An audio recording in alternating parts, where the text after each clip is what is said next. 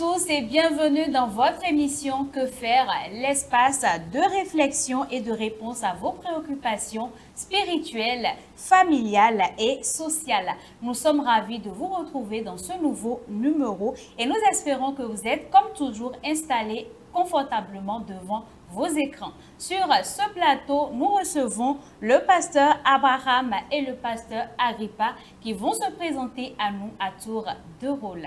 Bonsoir, pasteur Abraham. Bonsoir, journaliste. Soyez les bienvenus. Merci beaucoup. Présentez-vous à nos chers téléspectateurs. Je suis le pasteur Kicho Abraham de la Ligue des missionnaires évangéliques de Christ à Kwaou, 6 dans le hameau de Amulekodji. D'accord. Ravi de vous retrouver sur ce plateau. Pasteur Agrippa, soyez aussi les bienvenus. Merci. Présentez-vous s'il vous plaît. Je suis pasteur Agrippa Nombemelou de la montagne de prière Motion, située à Semekra, Kikisoutou.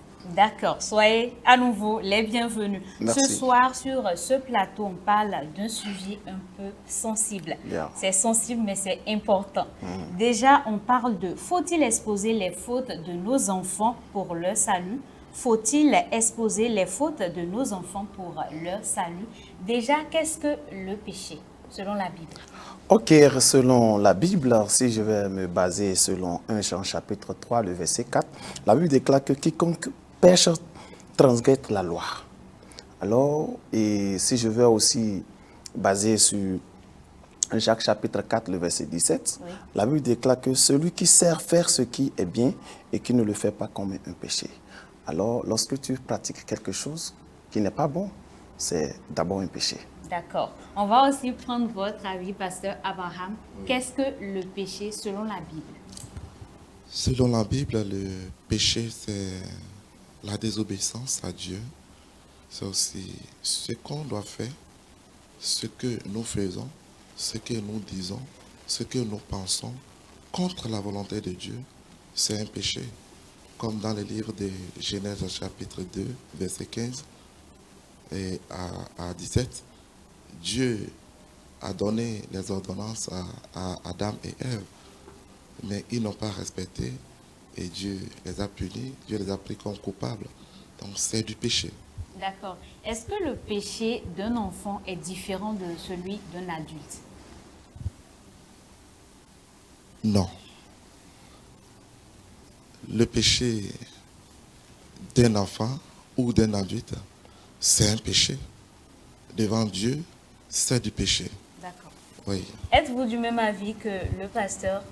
Merci, le péché reste le péché. D'accord. À partir de quel âge un enfant peut-il être considéré comme responsable d'un péché? Merci beaucoup. D'abord, il faut reconnaître que nous sommes des pécheurs. Et la Bible n'a pas signalé un âge, la Bible n'a pas donné un âge précis. Mais du moment que nous sommes des pécheurs, et c'est après avoir donné notre vie à Jésus, Jésus nous rencontre. Et puis c'est de là, maintenant, tout péché que nous sommes en train de commettre maintenant est compté sur nous. D'accord, donc il n'y a pas d'âge. D'âge, fils, non. Êtes-vous du même avis? Oui, journaliste, il n'y a pas d'âge fixe que tu es affixé dans la Bible pour qu'on tienne quelqu'un coupable du péché. Non, il n'y a pas d'âge fixe. D'accord, et quelle est la responsabilité spirituelle d'un parent chrétien face au péché de son enfant?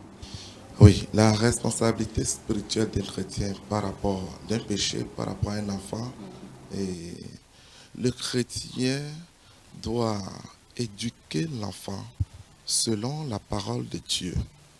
Le chrétien doit expliquer à l'enfant la gravité du péché. Et le chrétien doit expliquer à l'enfant l'amour de Jésus par rapport à l'œuvre qu'il est venu accomplir pour nous par rapport au péché. Le fait de nous sauver du péché. Donc, comme ça, quand nous commençons déjà à expliquer aux enfants que le péché nous éloigne de Dieu, le péché nous met à distance de Dieu, là, l'enfant va commencer par apprendre dans son comportement dès le bas âge et grandir avec. Donc, la crainte de Dieu permettra aux enfants de pouvoir assimiler vite ce que c'est que le péché. Quand vous parlez de bas âge, c'est à quel âge? Est-ce qu'à partir de 2 ans ou d'1 an, on peut déjà commencer à enseigner la parole de Dieu aux enfants?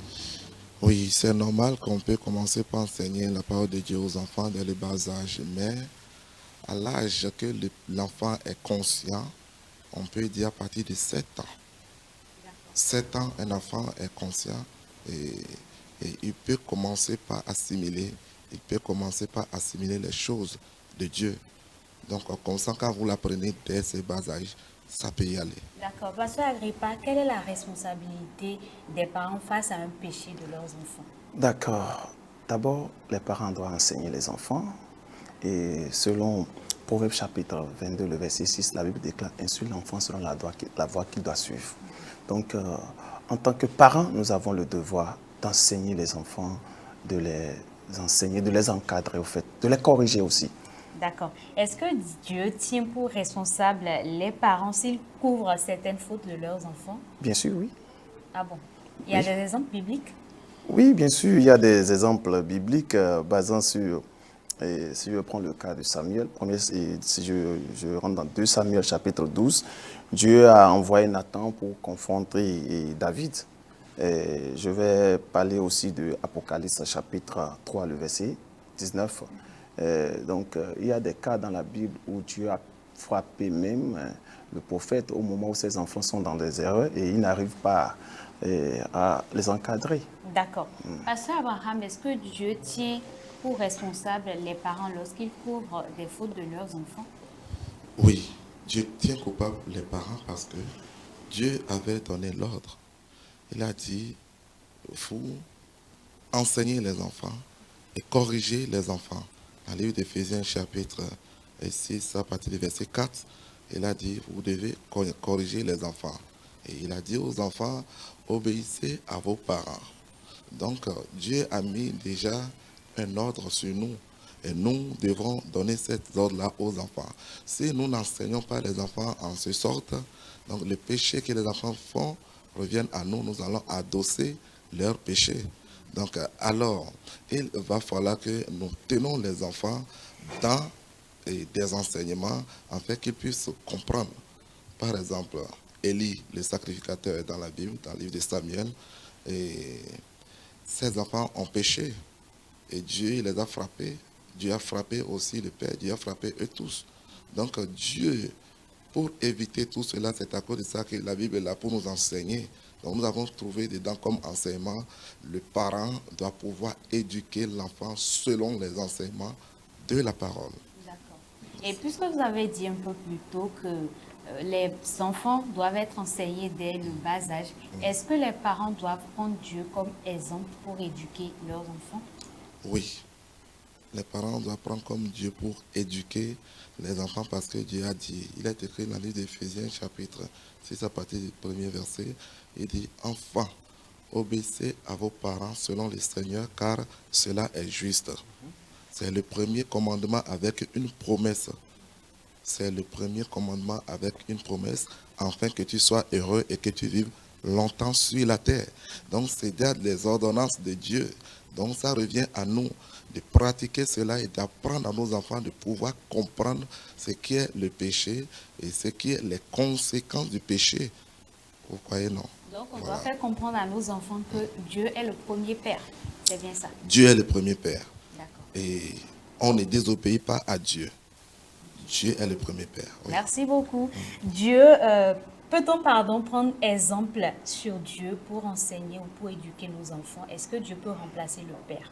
Bien sûr, parce que Dieu est notre Père, tel que Papa vient de le dire. Dieu est notre Père céleste. Et de la même manière, Dieu châtie, et un Père aussi doit le faire. D'accord. Je suis de ce même avis. Comment Dieu réagit-il face aux fautes de ses enfants? Waouh! D'abord, il faut reconnaître que Dieu se fâche. Et des fois, Dieu ne reste pas sans punir. Et en même temps, Dieu attire encore vers lui. Parce qu'il ne laisse jamais ses enfants. Mais on dit que Dieu est amour. Dieu est amour. Pourquoi se fâche-t-il contre ses enfants? Waouh! C'est pour corriger l'enfant. Pour l'amener maintenant à revenir. D'accord. Oui. Est-ce que Dieu se fâche quand ses enfants commettent des péchés? Comment réagit-il face au péché d'un de ses enfants? Oui, Dieu se fâche. Parce que si Dieu ne corrige pas le péché d'un enfant, les autres vont continuer à faire la même chose. Alors que notre Dieu est Dieu de discipline et Dieu de rigueur. Donc Dieu se fâche.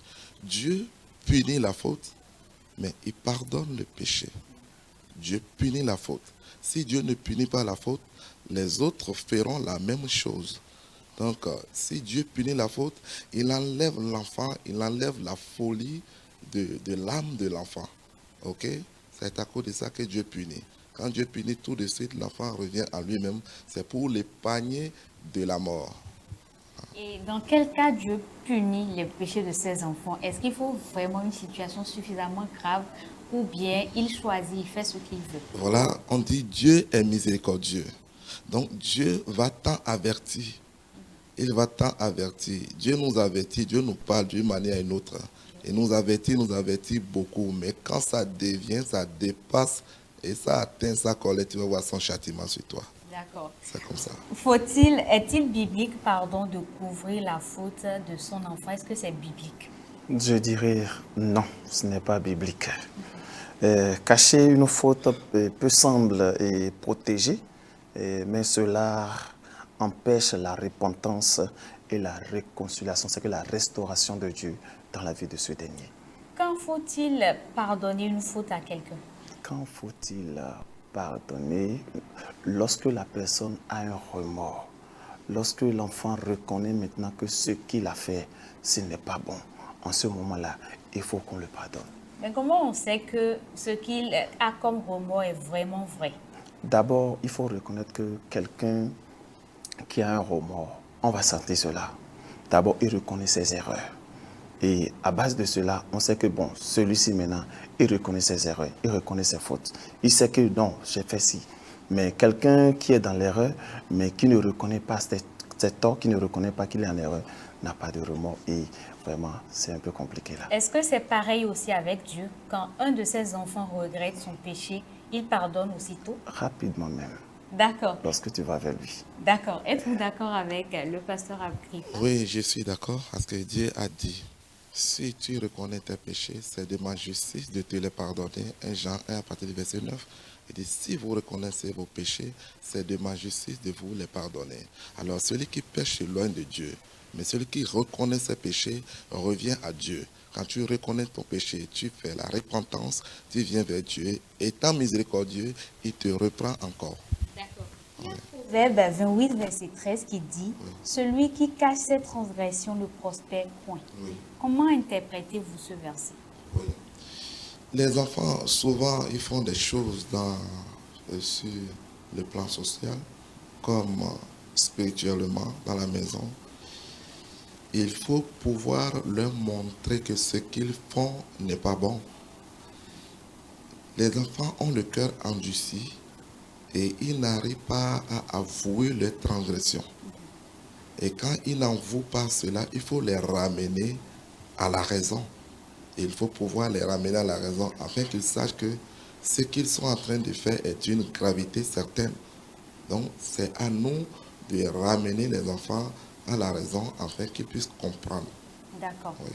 Qu'est-ce que vous avez à dire sur ce verset de Proverbe 28, verset 13? Oui, celui qui cache son péché ne fait quoi? Celui qui cache ses transgressions ne prospère point. Oui, c'est biblique parce que dans Actes, si nous regardons Ananias et Saphira, ils ont caché leur péché et cela a engendré quoi? La mort. Oui. Donc, ils ne peuvent pas prospérer si jamais ils gardent leur péché. D'accord. Quand un enfant pêche, Oui. faut-il obligatoirement que l'enfant répare sa faute devant les autres pour être pardonné? Bon, d'abord, il faut reconnaître que l'essentiel, c'est devant Dieu d'abord, parce que cela vient de cœur. Cela vient de cœur. Et c'est ce que je peux dire. Donc, est-ce que s'il ne l'avoue pas, ça ne veut pas forcément dire qu'il n'a pas la repentance, c'est ça? C'est important de l'avouer, mais pas autour du public. D'accord. Peut-être envers celui qui Ok. il a commis l'erreur. D'accord, donc il peut aller vers la personne C'est avec qui il a important, commis. oui. Vous êtes d'accord avec le pasteur Ça Agrippa? dépend. Ça dépend de la faute commise et où il a commis la faute. Si c'est pendant un enseignement, par exemple, que l'enfant a commis la faute, il faut le reprendre tout de suite devant les autres afin que les autres ne tombent pas dans les mêmes fautes que cet enfant. Sinon, les autres vont croire que, lui, il a fait ceci, l'autre fois, on l'a laissé. Et ils vont croire que c'est permis. Et là, vous reprenez. Après l'enfant, vous le reprenez maintenant et vous lui donnez des conseils par rapport à ce qu'il a fait, la gravité de ce qu'il a fait. Et là, l'enfant, je crois qu'avec les conseils, avec l'amour de Dieu, il se répand, il reviendra vers vous. Il va dire, voilà, je comprends que ce que j'ai fait ci et ça, ce n'est pas bon. Là, c'est en ce temps qu'on sent que cet enfant a compris. Cet enfant se répand. On peut le reprendre. C'est ça. Est-ce qu'il ne faut pas traiter les péchés de chaque enfant selon la maturité spirituelle qu'il a? Oui, il faut traiter les péchés de chaque enfant selon la maturité. Parce que vous voyez, dans la vie sociale, c'est à cause de ça que c'est à 18 ans qu'on rend quelqu'un coupable. On ne peut pas prendre un enfant maintenant et aller l'enfermer parce que si et ça, non. On voit l'âge de raison, on voit les raisonnements. C'est de la même chose dans la Bible, dans la parole. Donc Dieu a situé les choses. Dieu a situé les choses. Et Dieu n'a pas écrit un âge. Vous dites, à tel âge, l'enfant peut être coupable devant le péché. Non, Dieu n'a pas écrit cela. Mais c'est dans l'enseignement qu'on puisse comprendre tout cela. D'accord. Quand est-ce qu'on peut dire que la repentance est sincère? La repentance est sincère si l'enfant comprend ce qu'on est en train de lui demander, parce que après tout, c'est lui seul qui va répondre. Oui, l'enfant va répondre seul devant le Père. Donc, il faut y avoir la repentance. S'il n'a pas la repentance, on ne pourra pas comprendre si l'enfant là comprend l'enseignement qu'on lui a donné. Il va falloir qu'il ait la repentance, c'est sincère, afin qu'on comprenne. S'il n'a pas la repentance, on va continuer de l'enseigner par l'amour de Dieu. Il ne faut pas le frapper. Non. Il arrive des fois, on frappe. Le fait de frapper, la Bible a dit, dans le livre de Proverbes, oui, 22, 14, quand vous frappez un enfant, vous lui ôtez de la mort. La Bible a dit, la verge corrige les enfants. Donc quand vous prenez la verge pour corriger comme Dieu même l'a institué, ça enlève la folie de l'enfant, ça enlève l'enfant, son âme de la mort. Déjà, est-ce que vous êtes d'accord avec le pasteur Abraham? Je suis d'accord. Donc, quand on parle de châtiment corporel, quel est votre avis là-dessus? Bon, un enfant, la Bible même nous enseigne de frapper les enfants pour les amener. Mais avec quoi? Avec de la verge, pour les amener maintenant à la repentance et sang. D'accord. C'est très important. Comment savoir si un enfant a réellement réalisé la gravité de son péché? D'abord, l'enfant reconnaît ses torts. Tout à l'heure, je l'ai dit. Et il a la volonté de changer. Ce dernier veut changer. Et ce dernier accepte même les punitions, je vais dire. En ce moment, je dirais... D'accord. Et quels sont les signes véritables d'une repentance? Repentance. En général. En général, changement. Et ce dernier doit changer. Oui. Et il doit avoir la volonté maintenant de faire ce qu'on lui demande de faire. C'est ce que je peux dire. Je vous retourne la même question. Oui. La repentance. Oui. Comment, quels signes montrent vraiment Les signes qui montrent que l'enfant là s'est repenti, c'est l'humilité, c'est l'amour et le respect des lois de Dieu. Bon, je parlais de tout le monde en général. Voilà. Celui qui est repenti, vous allez voir ça dans ses comportements. Celui qui est repenti, vous allez voir qu'il n'est pas égoïste. Vous allez voir qu'il est humble. Vous allez voir qu'il craint Dieu. Ça, c'est la repentance. Tout à l'heure, le pasteur Agrippa a dit que le salut n'est pas conditionné à une exposition publique, mais à une prise de conscience intérieure. Est-ce que vous êtes d'avis avec lui? Oui. Il y a des fois, et si vous exposez l'enfant publiquement, il y a d'autres enfants qui prennent ça autrement. OK? Mais il y a d'autres enfants, même si on l'expose publiquement, ils arrivent à concevoir ce qu'on lui donne. Donc, dans ce cas-là, ça dépend. Ça dépend des enfants. Parce que les parents, c'est eux qui connaissent leurs enfants. Oui, oui. D'accord. Pasteur Agrippa, comment aider un enfant à ne pas se sentir rejeté lorsqu'il est corrigé dans la vérité? Merci beaucoup. Pour moi, tout juste après un signe pareil, on le reprend. On le reprend et on lui fait montrer que ce que tu viens de faire, toi-même, comment tu vois la situation? Est-ce que tu sens quelque chose maintenant? Comment tu vois ce qui vient de se passer? Et tu l'attires en même temps avec toi, mais on ne le laisse pas. C'est ce que je veux dire. D'accord. Comment restaurer une relation parent-enfant après une faute grave? Oui, merci. C'est dans l'enseignement, c'est dans l'éducation, c'est dans l'amour que vous ramenez cet enfant. Parce que malgré tout ce qui s'est passé dans le jardin d'Éden, Dieu les a renvoyés.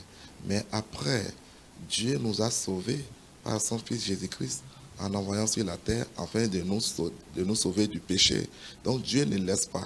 Quand tu as châtié, après tu reprends l'enfant et tu lui donnes des conseils selon la Bible et tu lui montres des choses palpables et tu lui laisses lire lui-même la gravité de ce qu'il a fait. Et comme ça, l'enfant peut revenir à vous. Mais si vous ne l'enseignez pas à cet enfant, il va rester dans les billards et croire que vous êtes en train de lui faire du mal. Non, il faut montrer l'amour de Jésus. Jésus n'aime pas ci, Jésus n'aime pas ça, Jésus n'aime pas ça. Quand vous avez frappé, quand vous avez corrigé avec la verge, vous reprenez avec l'amour de Dieu et cet enfant sera obéissant toujours à vous.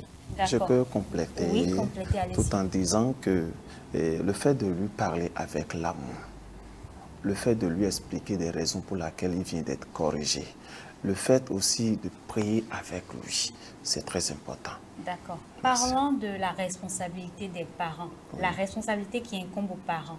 Quand un enfant commet une faute, est-ce qu'il faut que ce parent-là, peut-être dans sa prière, aide l'enfant ou à chaque fois demander pardon à Dieu, prier Dieu pour qu'il puisse changer le cœur de cet enfant? Wow, c'est très important. Si je prends par exemple le cas de Job, la Bible déclare que chaque fois Job allait devant Dieu, il faisait des sacrifices même en faveur de l'Éternel, soit disant que peut-être ses enfants ont déjà commis peut-être des erreurs, pas des supplications. Donc un parent a le devoir de prier pour ses enfants.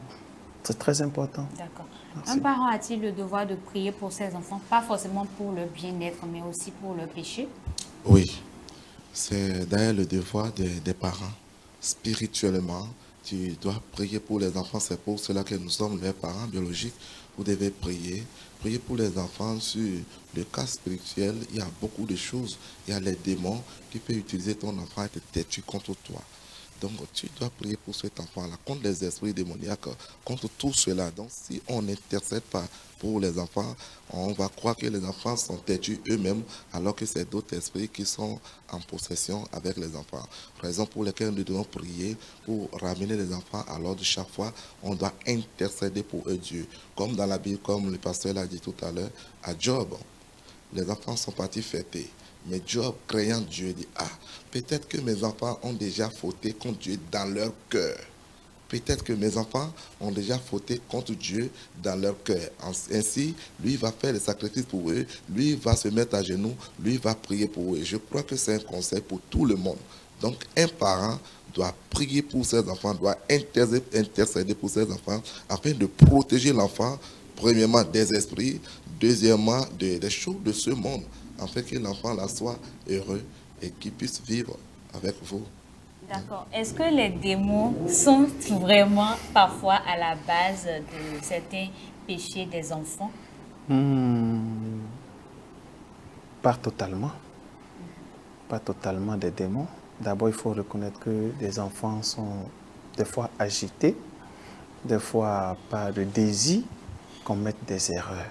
C'est vrai que les démons sont dans leur rôle, mais pour moi, pour un enfant qui est réellement sauvé, bon, je ne sais pas si un démon peut toutefois le pénétrer. Parfois, on observe dans des familles où on parle d'alliance, on dit que c'est chez eux-là, ou c'est peut-être la prostitution. En tout cas, cette famille-là, c'est comme ça ils sont, sachant que la prostitution, c'est le péché. Oui. Donc, ça veut dire que quand on vient à Christ, on est totalement délivré de ça ou ça peut continuer.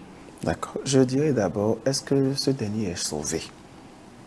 Et s'il est sauvé réellement là, je pense qu'il n'y a pas des liens familiaux. Bon, en tout cas... Mais ça, c'est un péché. Bon, c'est un péché? Un péché, mais par alliance. Bon, par alliance. D'abord, s'il donne sa vie à Jésus et il est sauvé, est-ce que les alliances familiales peuvent avoir aussi assez dans sa vie? Vous êtes d'accord? Oui, ce que je vais dire tout de suite, nous sommes dans les domaines et nous voyons des cas souvent. Ok? Nous sommes dans le cas des enfants. L'enfant ne connaît pas ce que vous avez fait, vous les parents. Ok? Les alliances héréditaires et autres, là, lui ne connaît pas. Mais si l'enfant est venu à Christ et que vous êtes les parents adoptifs, vous êtes des chrétiens, c'est à vous d'intercéder à l'enfant chaque fois. Sinon, les démons agissent. Les démons agissent. Et l'enfant est chrétien, l'enfant est avec vous, mais il faut prier chaque fois, comme Jésus l'a dit. Veillez et priez et ne tombez pas dans les tentations. Ok? Donc Dieu dit cela pourquoi? Parce que une fois qu'il y a ce lien parental en son temps, là où les parents ont quitté pour venir, je crois que le cordon sera brisé. Si le cordon est brisé pour les parents, ça ne va pas réclamer l'enfant. Mais il arrive des fois que cela réclame l'enfant. Et si vous ne savez pas faire, vous n'allez pas croire que c'est les démons. Et vous serez en train de taper l'enfant seulement parce qu'il va vous énerver. C'est à cause de ça qu'il faut chaque fois intercéder. En intercédant, Dieu peut te révéler la source spirituelle, ce qui se passe dans le règne spirituel pour cet enfant. Vous comprenez? Donc, tu as vu Ézéchiel, par exemple, dans le livre d'Ézéchiel, chapitre 16. Dieu a dit à Ézéchiel, regarde, tu es, et ta mère est de tel endroit, et ton père est de tel endroit. Jusqu'à présent, tu n'es pas lavé par le linge. Ézéchiel 1, 2, jusqu'à 16e. Mais Ézéchiel est un prophète, Ézéchiel est grand, mais Dieu lui dit, tu n'es pas lavé par le linge, tu n'es pas frotté par le sel. Ça veut dire quoi? Dieu est en train de parler de son alliance. On ne t'a pas encore coupé le cordon ombilical. Dieu est en train de parler de la source, vous comprenez? Donc il va falloir, c'est des choses très très importantes que nous ignorons et ça rattrape. Donc c'est des choses capitales. Pour éviter cela, c'est la prière. Il faut suivre les enfants attentivement, prier avec eux et briser les liens et ces hôtels-là chaque fois.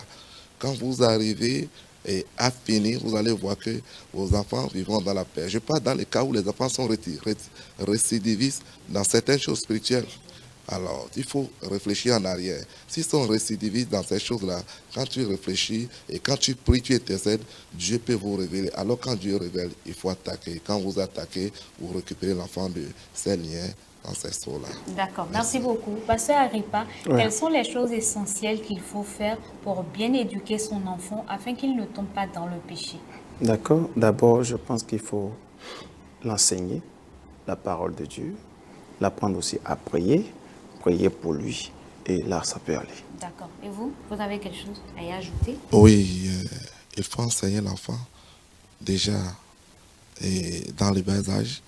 Il faut le conduire, il faut le faire connaître la parole de Dieu. Ne laissez pas les enfants déambuler comme les enfants mondains, surtout les chrétiens. Il faut les conduire parce que le travail qu'on fait, les choses cherchent à rentrer dedans. Oui, les démons cherchent à pénétrer. Donc nos enfants, on doit les conduire tout de suite dans la parole, qu'ils siègent dans la parole, afin que rien ne trouve de brèche pour entrer. Surtout qu'ils passent plus de temps dans le monde. Pasteur, je vous invite à présent à suivre l'histoire du jour. Elle s'appelle Sœur Esther, elle est maman de 3 enfants. Aujourd'hui, elle traverse une situation et elle voudrait bien qu'on l'aide à trouver une solution. Chers téléspectateurs, suivons ensemble l'histoire du jour. Je salue tous ceux qui me suivent actuellement, les serviteurs de Dieu. Merci pour cette émission, merci vraiment parce que ça nous édifie. Je suis la sœur Esther, je suis chrétienne, mère de 3 enfants. Et aujourd'hui, je ne sais vraiment pas quoi faire. Voilà pourquoi j'ai décidé de raconter mon histoire, donc que faire pour que la lumière de Dieu me guide. Merci beaucoup pour votre aide et votre attention. Voici mon histoire.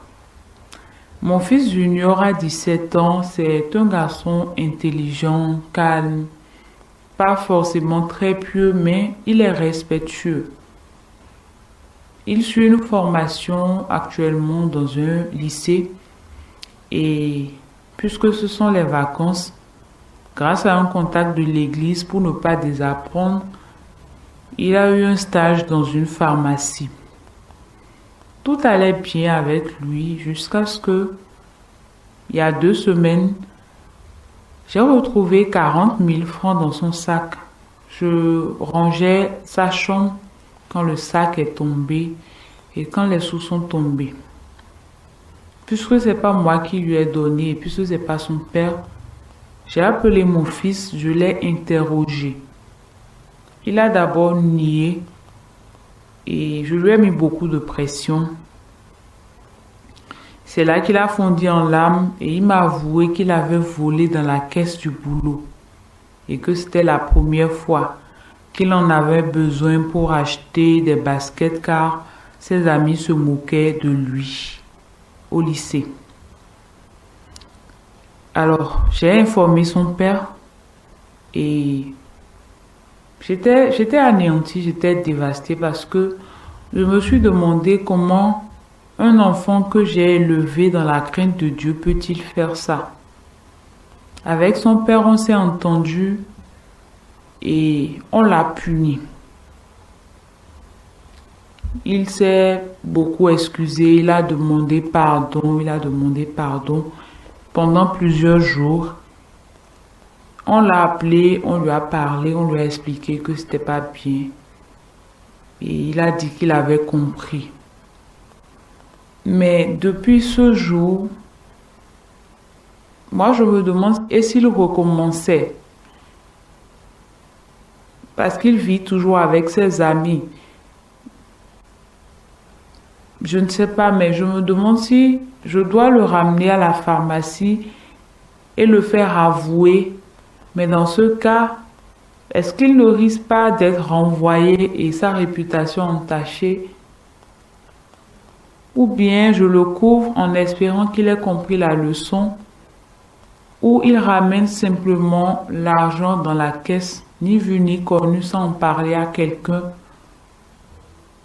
En réalité, je suis partagée entre l'amour d'une mère et la vérité de Dieu parce que ce n'est pas ce que la parole de Dieu nous enseigne. Alors, pour le bien de mon fils, je me demande que faire. Nous sommes de retour sur ce plateau et comme nous, vous avez suivi l'histoire du jour. Pasteur Agrippa, après ce témoignage, est-ce que vous avez une première réaction? Oui. Là, d'abord, c'est une histoire que nous retrouvons aujourd'hui dans des églises. Et je ne suis pas étonné pour ça. C'est des cas, des fois, nous rencontrons même. D'accord. Oui. On va revenir tout à l'heure. Quelle est votre première réaction après avoir suivi cette histoire? Oui, c'est que ça arrive. Et ça peut arriver. D'accord. Oui. Peut-on dire que Junior est encore un enfant? À l'âge de 17 ans. Oui, et ça peut arriver. Oui. Oui, ça peut arriver parce que ça dépend de la manière dont il est éduqué et par rapport à l'argent qu'on lui donne. Ce qu'on lui donne comme petit déjeuner et ce qu'on lui donne pour aller à l'école. Vous voyez?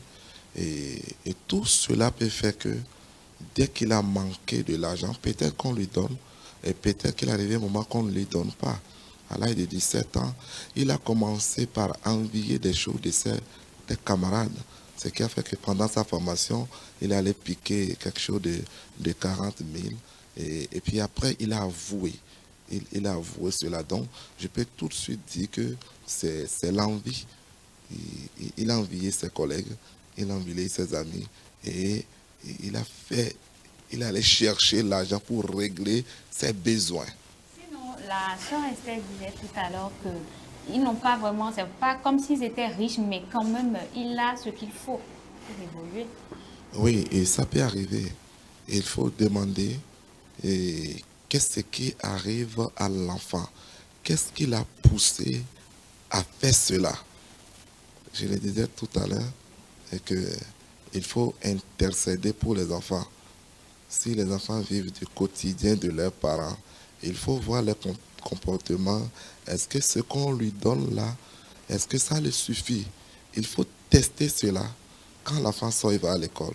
Quand l'enfant sort et avec ses amis, il faut poser des questions à ses amis et pour tester le comportement de votre enfant dès qu'il sort. Mais s'il avait un besoin, pourquoi ne pas se diriger vers ses parents? Il arrive aussi. Et il arrive que on n'arrive pas à demander aux parents parce que on voit que si je demande cela maintenant, papa va refuser, ou bien maman va refuser, ou bien va crier. Bon, le désir d'aller faire la chose était plus fort que l'embonpoint. L'embonpoint, c'est de demander, mais le désir le pousse à rentrer dedans. D'accord. Pasteur Agrippa, est-ce Oui. que Junior est un enfant? On peut toujours le considérer comme enfant? Ok, Junior n'est pas un enfant. D'abord, ce que moi je trouve là, tout de suite, la Bible déclare que les mauvaises compagnies corrompent les bonnes mœurs. D'abord, je voudrais savoir quel genre d'amis Junior avait. Certainement, Junior, il est avec peut-être des paniers et qui n'ont pas la crainte de Dieu. Et je vais dire, ce sont ses amis qui le poussent ou l'encouragent à faire des pratiques pareilles. S'il était un peu conscient et il n'avait pas des amis paniers, parce que dans l'histoire, sa maman disait que il a dit plutôt que ses amis se moquaient de lui. Oui. Donc quel genre d'amis alors? Je vais dire que tout avait commencé à partir de là. D'accord. On va Oui. parler du plan spirituel et Merci. moral. Oui. Le vol est une faute grave selon la Bible. Grave. Comment aider un enfant qui a reconnu son erreur? D'accord. D'abord, il reconnaît ses erreurs et il revient à Dieu et on prie avec lui. Dans le cas de Junior, on peut dire qu'il a reconnu sa faute. Il faut rappeler que ce n'est pas lui qui a découvert ça. Ce C'est n'est sa pas maman. lui, c'est sa maman. Oui. Oui. Tout de suite, dès le départ, il n'avait pas compris. Mais sa maman a dit, lorsqu'elle a commencé à parler, finalement, il s'est enfondu dans l'âme. Et Junior a commencé par pleurer. De là, à partir de là, je vais dire d'abord qu'il y a un regret, il y a un remords. Donc, Junior reconnaît à partir de là ses erreurs. Oui. D'accord. Est-ce que on dit que le vol est une faute grave selon la Bible, c'est connu de tous. Oui. Comment on peut aider un enfant? Il faut aider l'enfant à ne pas faire des compagnies, des mauvaises compagnies, parce que c'est écrit, comme le pasteur l'a dit, 1 Corinthiens 15, 33, et les mauvaises compagnies corrompent les bonnes mœurs. Donc vous devez éviter à vos enfants de fréquenter ces genres de compagnies-là. Vous savez, dans le monde scolaire, on ne choisit pas vraiment. Hein. On est déjà entouré des paniers de toutes sortes de personnes. C'est vrai qu'on est entouré de toutes sortes de personnes. C'est à cause de ça que j'ai dit tout à l'heure qu'il faut tester les compagnies qu'ils fréquentent. Donc les parents doivent se rendre à l'école, c'est ça? Ben oui, moi je l'ai fait. Ah bon? Je vais à l'école. Partagez avec nous votre expérience. Je vais à l'école. Et les amis de tels, où sont tes amis? Où jouent au ballon? Je les vois et je vois leur comportement, leur conscience, leur morale. Si c'est bon, je dis non, continue. Non, ne fais pas cette compagnie-là, c'est pas bon pour toi. Mais est-ce que ce n'est pas priver les enfants de liberté? Non, les enfants savent que nous sommes les enfants de Dieu. Ils savent que nous sommes les enfants de Dieu. Il y a certaines choses que nous ne devons pas faire. Parce que tout de suite, le diable est rusé, et tellement rusé. Si vous laissez les enfants à tout bout des champs, les autres ne comprennent pas. Ils peuvent rentrer dedans et tomber dans les traits enflammés de l'ennemi. D'accord. Oui. Donc les parents doivent voir les fréquentations de leurs Oui, enfants. oui, c'est normal. C'est normal. Vous pouvez aller et voir à l'école, voir leur maître, demander comment ça se passe. Et voir quand ils sortent de l'école, les compagnies, comment ils marchent pour venir. Là, vous allez détecter beaucoup de choses. Et si ton enfant est en train de détourner de la parole, tu sais tout de suite. Oui, ça aide beaucoup. Donc vous êtes d'accord avec le pasteur quand il dit qu'il faut aller à l'école et surveiller un peu la fréquentation des enfants et tout? Oui, ça fait partie de nos devoirs. Mais n'oubliez pas que la Bible déclare que nous sommes dans le monde, mais nous ne sommes pas pour le monde. Donc nous pouvons enseigner à nos enfants que c'est vrai, vous êtes avec les frères non croyants, vous êtes avec les sœurs non croyants, mais Vous devez savoir que vous êtes la lumière. La Bible déclare que nous sommes la lumière du monde.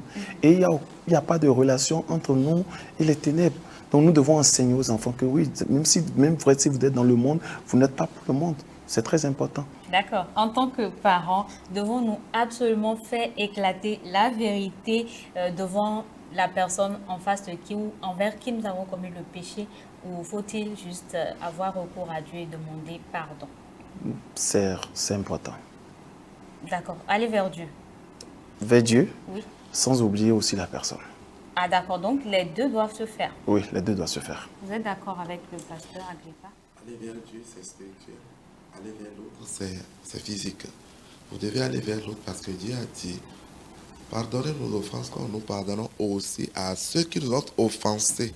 Dans la vie de Matthieu, chapitre 6, je crois, oui, pardonne nos offenses comme nous pardonnons aussi à ceux qui nous ont offensés. Voilà, celui qui t'a offensé, c'est lui qui va vers, c'est toi qui vas vers lui et tu lui demandes pardon. C'est ce que Jésus nous a dit et c'est ce que Jésus a enseigné. Tu vas vers lui et tu demandes pardon. Donc, il a encore dit, avant d'aller vers mon hôtel, réconcilie-toi avec ton frère.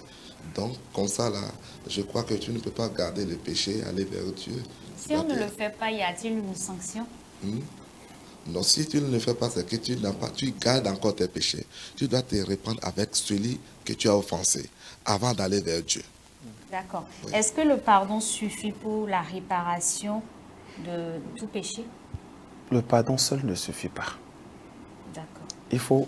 C'est ça que nous sommes en train de dire tout à l'heure, le pardon vers qui? Vers Dieu ou bien vers celui à qui Vers on la appelle? personne. Vers la personne, c'est très important, et aussi vers Dieu. D'accord. Quand la personne te pardonne, comment faire pour ne pas te sentir gêné vis-à-vis de cette personne-là après? Bon, Surtout l'essentiel... quand tu es un enfant. Oui, l'essentiel, ce que toi tu dois faire, tu l'as fait. Et aussi vers qui? Si ce dernier aussi a la crainte de Dieu, voyant que quelqu'un venant vers lui, et il présente ses excuses, je pense que c'est avec joie et plaisir qu'il doit accepter. D'accord. On va parler du cas d'espèce. Oui. La sœur Esther est partagée. Son fils a volé dans Oui. la caisse de la pharmacie où il 40 000 travaille. francs. Oui, 40 000 francs. Oui.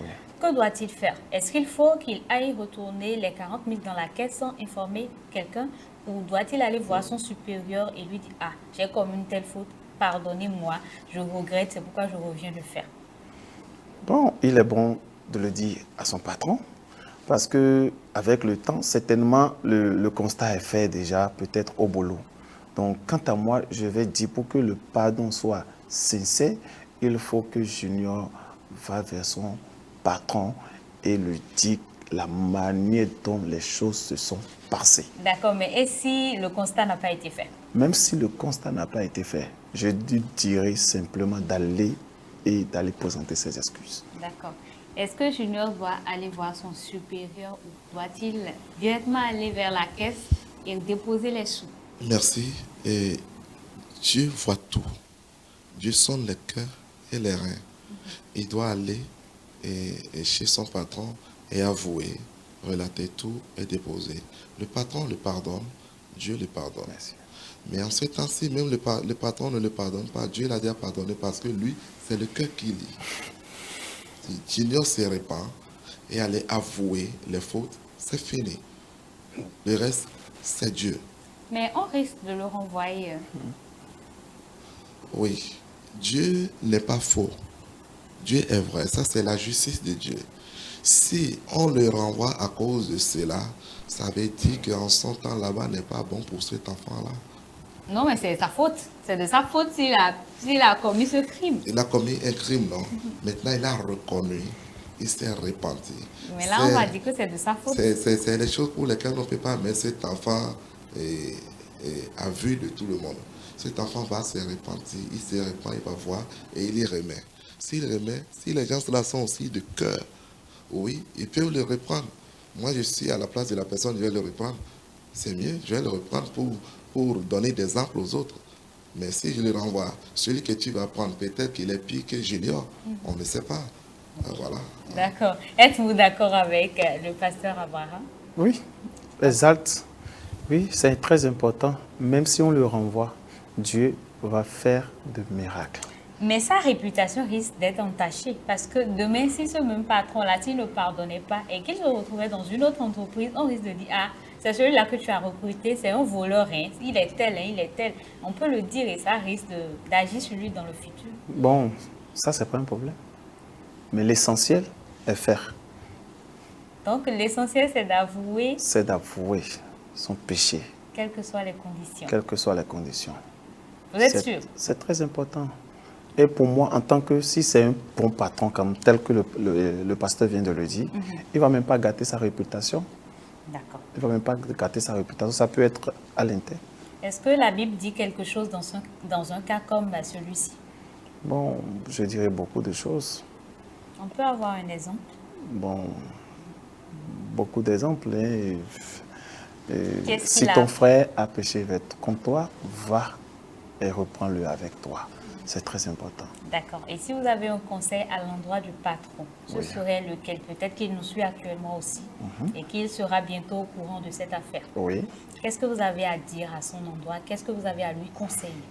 Je vais rapidement dire à son patron, s'il est quelque part et il nous suit, que d'abord de bénir le nom de l'Éternel pour la vie des parents de Junior qui ont fait le constat et qui l'ont poussé maintenant à le ramener vers lui. Et ça, là, maintenant, va enseigner les autres dans l'entreprise à ne pas voler. Donc, ce qu'il doit faire, c'est de garder Junior en tant qu'un employé. Avez-vous quelque chose à y ajouter? Non, je sais pas de grand chose. Mais le patron là, ça arrive. Ça arrive dans la vie courante, ça peut arriver. C'est ne pas prendre Junior en adversion, mais de le garder, le pardonner. C'est bon. Quel conseil avez-vous à l'endroit de la maman de Junior qui vient de nous exposer son problème? Oui, la maman de Junior doit garder Junior dans les conseils, dans les enseignements de la Bible, afin que Junior soit récupéré totalement pour lui. Oui. D'accord. À l'endroit de la maman de Junior, qu'est-ce que vous avez à dire? Je vais dire à maman de continuer à prier avec Junior, de l'enseigner tel qu'elle a dit, et de prier pour lui. Et le Seigneur va le ramener. Et à l'endroit de notre petit frère Junior, qu'est-ce qu'on peut lui dire? Oui, je vais dire à Junior que ce qu'il a fait n'est pas bon. Et pour les fois à venir, de ne pas avoir des amis qui vont l'amener à commettre des erreurs pareilles et de ne plus voler. D'accord. Le vol n'est pas bon. D'accord. Et vous, à l'endroit de Junior, qu'avez-vous à dire? Dieu l'a dit. Le vol fait partie des 10 commandements de Dieu. Quand tu enfreins au commandement de Dieu et tu transgresses et tu t'éloignes de Dieu. Donc il va falloir respecter les lois de Dieu, ne pas voler. Donc quand il vole, Dieu va le châtier. Donc de laisser le vol et de revenir en de bons termes selon la parole et d'avoir la crainte de Dieu à tout moment. À tous les enfants du monde entier, Oui. si vous avez un conseil à leur donner en ce qui concerne le péché, ce serait lequel? Oui. À tous les enfants du monde entier, il faut qu'ils acceptent l'enseignement des parents. Il faut que les enfants ne déambulent pas pour aller faire des compagnies, de mauvaises compagnies. Sinon, ils seront corrompus tout de suite. Il faut qu'ils suivent les parents chrétiens. Il faut qu'ils suivent la parole. Il faut qu'ils suivent l'éducation et l'enseignement selon la Bible. Et être obéissants et avoir la crainte de Dieu. D'accord, merci beaucoup. À l'endroit de tous les enfants du monde, si vous avez un dernier conseil à leur donner, ce serait lequel? Ok, je vais dire aux enfants qui sont d'abord les amis de Jésus. Et en tant qu'amis de Jésus, il ne faut pas voler. En tant qu'amis de Jésus, il faut respecter la parole de Dieu et de ne pas se laisser emporter par le monde. Je vous remercie. Et moi, je dirais, ne désobéissons pas à la parole de Dieu. Dieu, il est fidèle, il est toujours avec nous. Et si nous lui demandons quelque chose, il nous le donnera sûrement. Donc, Junior, si tu nous suis actuellement pour d'autres besoins, pardon, il faut demander aux parents ou t'agenouiller et demander à Dieu. Merci beaucoup à vous, pasteur Agrippa. Merci. Merci beaucoup à vous, pasteur Abraham. Merci d'avoir partagé ce moment avec nous, chers invités. C'est tout pour votre émission Que faire. Prenez rendez-vous très prochainement pour un autre numéro. À bientôt.